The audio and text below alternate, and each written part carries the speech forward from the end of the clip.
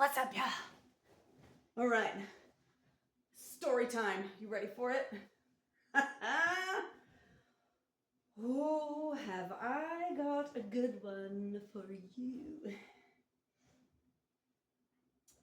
All right, so this story takes place in Tulsa, Oklahoma. This is a true story, which means I have to watch my words. Tulsa, Oklahoma, back in, about 2019. I believe it was a beautiful spring day, but quite windy, which made it pretty cold even though the sun was out. Anyways, some of you remember, and you know this about me, I used to be a teacher for an amazing group of neurodiverse adult students. It is absolutely one of the best and wildest times of my life. Oh, I learned so much, and those people became very, very, very, very special to me. And I'm still friends with all of them today. So anyways, I was a teacher for these folks, and on that particular day, we were scheduled to go volunteering out in the community. The plan was to go and plant some trees, which was very exciting. I love going out and helping in the community. And so, but this particular day, we were running late, and it was frustrating me because I thought, it seems like we're running late all the time. And in actuality, I struggle with being late a lot. So maybe that's why it was frustrating me. Sometimes the things that upset us, the reason they upset us is maybe we see the same thing or the same problem in ourselves. And that's why we're frustrated, but we can't always put a finger on it. So anyways, I digress. Those little side rabbit trail stories that I told you, I've got lots of those. So we're running late this particular day. We've got a few students who are, however you want to say it, maybe they're having trouble wrapping their minds around the fact that we need to get ready and we need to leave here. Not everyone's ready to just leave here right away, easier said than done. Sometimes completely changing the activity is just, sometimes it's not where my brain is at. Sometimes my brain is here doing this and not there, So we were running late. A couple of the students were struggling, and I was frustrated, and I thought, I just want to get there on time.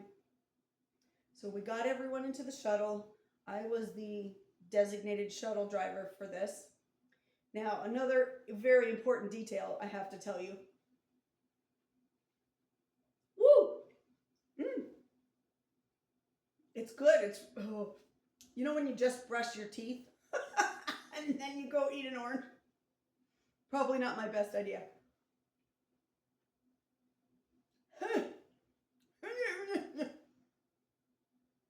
Oh, but it's good.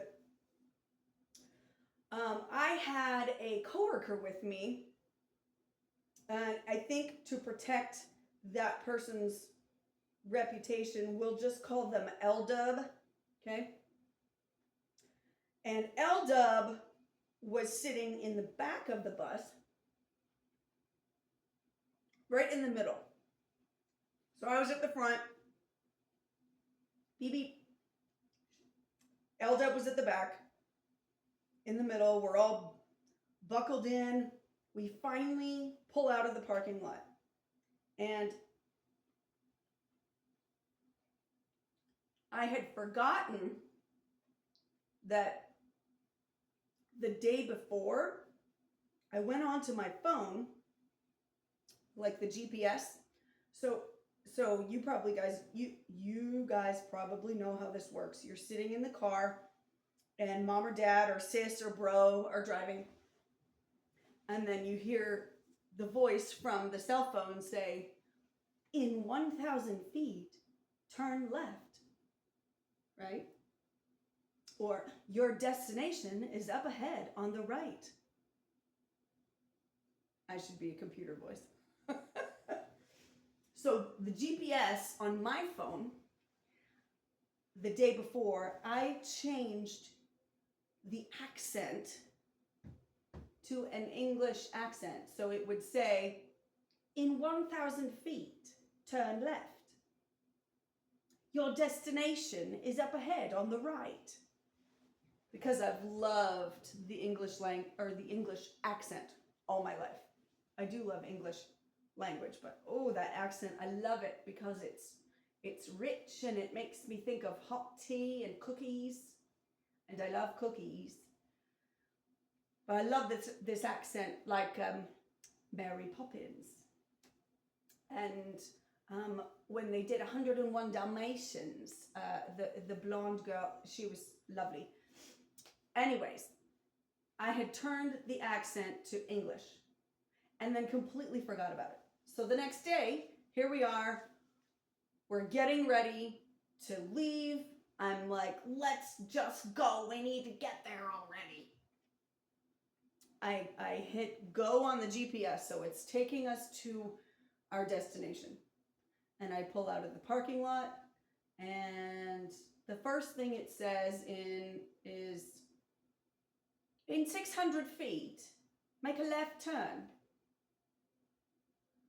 And I thought, oh, that's right. Yesterday, I changed the settings on my phone, and that's why now I have an English accent. Cool, right on. Okay, make a left turn, there you go. So I'm going down the street. We're headed up to like the entrance of the highway where people drive quickly, fast.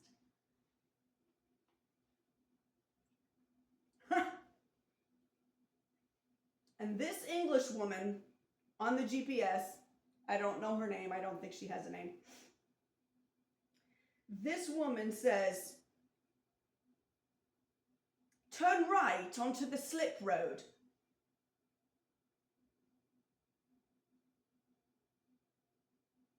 And I think I said, "Excuse me, what's a slip road?"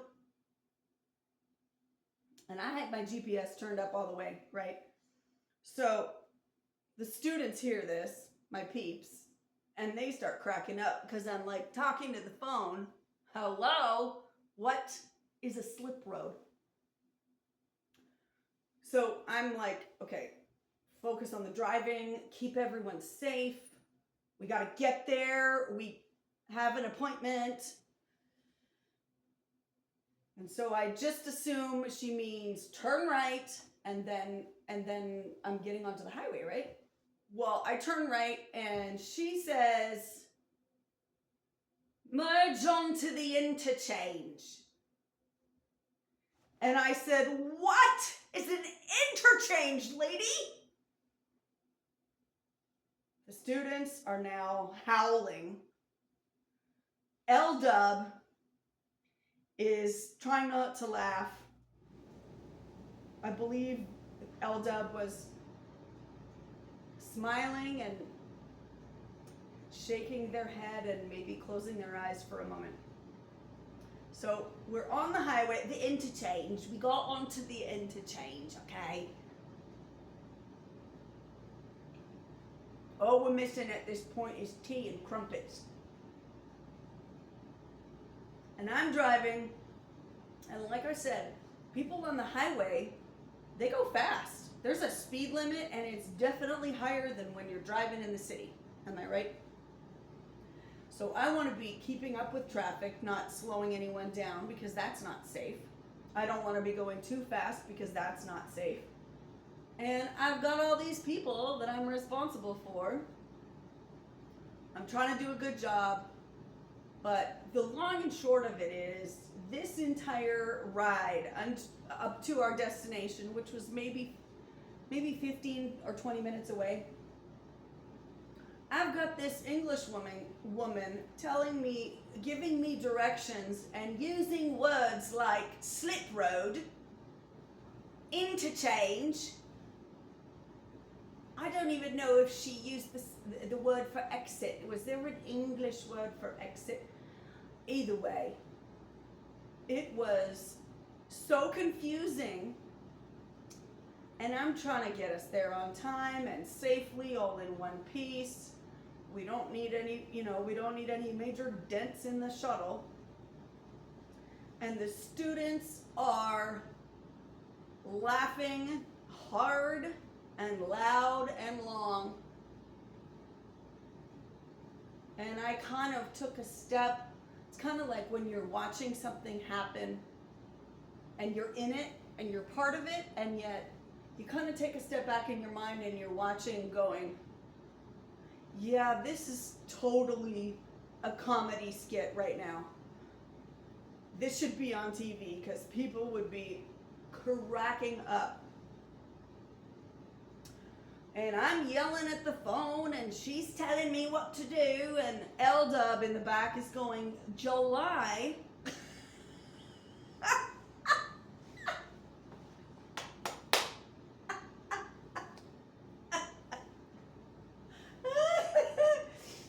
I should have you know that L-Dub has a very, very special place in my heart forever until eternity. Amen. July. That's what people have called me my entire life. Not just July, but July. Okay, we got there just fine. We weren't terribly late. Everybody was okay. I drove safely. Oh my goodness, but I think by the time we got off the shuttle, everybody was like, their eyes had been watering. They were laughing so hard. And I remember we got off the bus and we planted trees, and then we drove back to our place afterwards. And we had such a good day. And the planting trees was really fun. But I think the highlight of that particular day was the ride there, right? And so now I'd love to hear from you. If you were on that shuttle that day, you could leave a comment, which would rock my face off. Feel free to leave a comment and say, I was there and it was hilarious. Oh, I just love remembering things like that because life is good, to me, some of the most important things in my whole life are my people, my laughter, my peace, my joy. I have so much to be thankful for. And I want to tell you,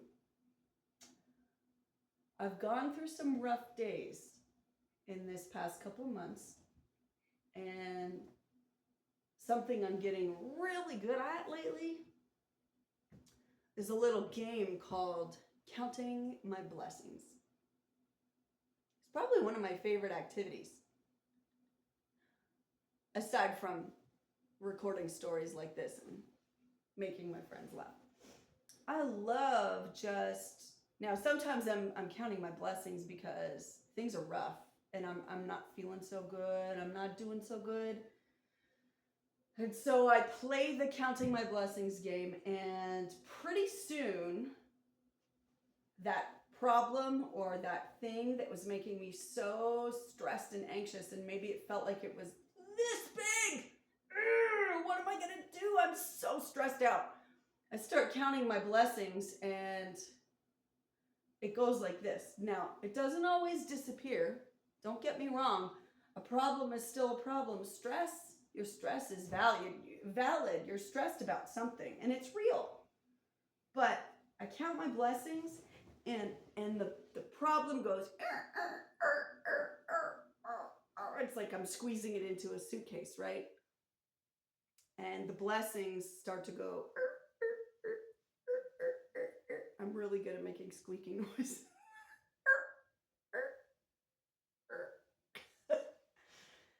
So, yeah, one of my favorite activities. Count your blessings because there's a lot of them. And it's a great thing to run out of things to count. Like, oh my gosh, we got to 150.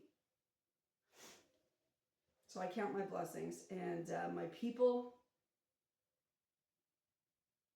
are some of my greatest blessings. You're supposed to have people around you when you're going through, whoa, this is awesome. This is the best day of my life. Right on. And also when you're down here,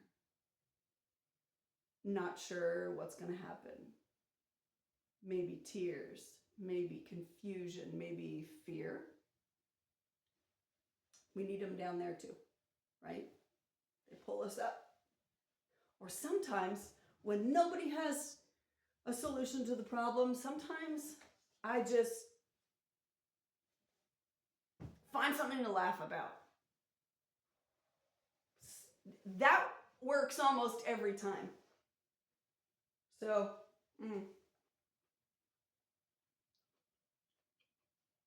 I hope you enjoyed this story.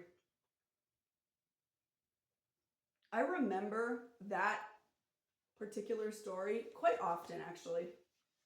I just, I love it. It was so great. It was so great. Thanks for listening. And July.